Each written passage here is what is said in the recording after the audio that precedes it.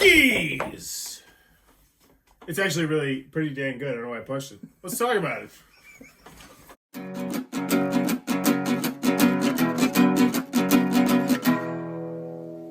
What does that even mean, Bowers Game Corner? Ahoy there, YouTube! We're back again for another Thoughts from the Corner. I'm here with my good friend Adam. Yep. And we're here for another special Game Crafter Spotlight Thoughts from the Corner. Every month I do a series called the Game Crafter Spotlight where I do 4 different videos about a specific Game Crafter game. It's paid for by the Game Crafter. They sponsor it. So this is a paid review technically, but we're still going to be totally honest about everything. And we're here for Parkies. This is for 2 to 6 players. Take about 70 minutes to play. It's for ages 12 plus. And this is a theme park created game where you're going to start off with a slab of land that's going to look like this, or you can play with the more difficult one with a pool on it. And then this is a really simple bidding game where every round there are going to be different tiles that will come out that are various different size. There are various different attractions. There'll be different kinds of attractions like show attractions and shop attractions and game attractions. And every single one is different and unique with its own special artwork and flavor and pizzazz. And then these different attractions that you're going to put into your, remember, empty theme park are then going to bump up your allure of your theme park, the profitability of your theme park, and the excitement level of your theme park. And whichever one of those numbers is the lowest at the end of your turn or at the end of the round, you're going to get that much money, and then you're going to get Parkies, which we'll talk about because they do all sorts of really cool special abilities, and then you rinse, wash, repeat. It's a very light, simple game. If you want to see exactly how it plays, me and my son Sean did a gameplay video, which will be over here or over there, somewhere. I don't know. Probably not below. But this is the review. Now, this is your first time playing it. I have now played it 3 times. So we'll start off with you. What did you think about Parkies? I enjoyed it. It had bidding, which was really fun, and they did it in an interesting way. It's like you got a predetermined amount that you can bid. I mean, you can bid any on the list, but it's like the first one is 5, 8, 11, or 14. And that's all you can bid on those. And I enjoyed that it was like, oh, well, I see that he only has, $9. I'll just go ahead and hit it on the 11. Yep. I know that he can't take that from me, but he can. There's definitely some hate bidding, and what he's referring to is the Parkies, which I think is one of my favorite aspects of the game, honestly, because there's a whole bunch of these little meeple dudes, and you gain at least one every single turn. And these can do a variety of different things. First, if you bid on something and you win it, let's say you bid on this purple merry-go-round, if you had 3 purple Parkies working your park, you would actually spend $6 less when you spend the money, which is money's tight in this game. That's a good chunk of money. Or you could just completely sell your Parkies pretty much at any time, get $5, and then you can use that to bid. You can do that to do other stuff.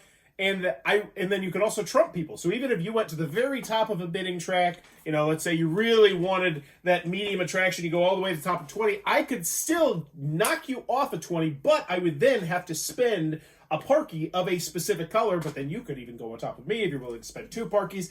And I really thought the Parkies had an interesting aspect to this game that I think gives it some replayability and some legs. Now, one thing I do want to mention, always honest here, did not like the 2-player version of this game. 2-player version of the game, and I think you'll quickly kind of understand why, is you only, on your turn, you're going to flip over pretty much 1 tile, and then you bid on it, then you might flip over another tile. But the problem with that is you get to the point where if you're not getting the perfect tile, you'll eventually run out of room. I was not a fan of the 2-player version of the game. I think higher than that is the way to go. I mean, for 3 players, it seemed like there was plenty of variety there for us to choose from. Yes, and same with 4. Yeah, the bidding was interesting, and then the puzzle aspect of putting them on there, and the paths only go in certain directions, and you can't block one of these paths off, so you can't put one next to it unless this one has 2 paths. You can't do this. You can't put these next to each other. You can't block off a pathway, which was interesting. Because and this is point-sality. There's a couple different ways to score points, but one of the biggest ways to score points is if you can connect all 4 entrances. That will also trigger the end game condition, but you're also going to score 10 victory points, which is a pretty big chunk of victory points in this game.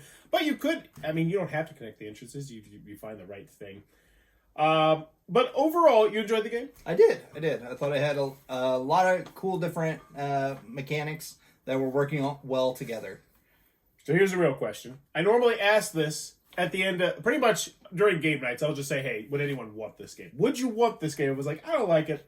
Would you take it? Yeah, I would take this game. Well, I'm not going to give it to you because I actually like it as well. I'm going to put it in my collection for a variety of different reasons. And first, and foremost, this is a game that I think is going to work well on game night. It's easy to learn. It's easy to teach. It goes up to 6 players. The player reference card tells you everything for the most part you need to know. I think this is really useful. Broke it down nicely.